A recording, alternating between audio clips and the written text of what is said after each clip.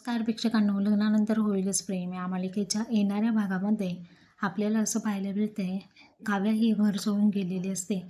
मानिनी नंदिनीला म्हणते, नंदिनी मला सांग, आजच्या सिच्युएशनमध्ये तू सुद्धा असंच घर सोडून निघून गेली असतीस का?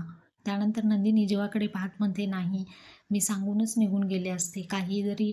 किती जरी सिच्युएशन क्रिटिकल असली तरी सुद्धा मी सांगूनच गेले असते.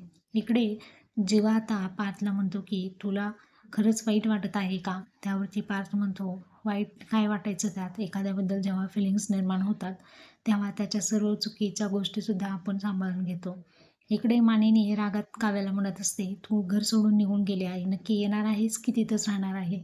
असा प्रश्न मानिनी काव्याला विचारते फोनवरती. तेव्हा काव्याला सुद्धा खूप मोठा धक्का बसलेला असतो. मानिनी तिला म्हणालेली असते, तू एक घरी पुन्हा येणार आहे की तिथेच राहणार आहे आणि तिथेच राहा, असं सुद्धा मानिनी तिला म्हणते. हे ऐकून नंदिनीच्या पायाखालची जमीनच सरकते. तर आता पाहूयात काव्या माघारी येणार आहे की नाही.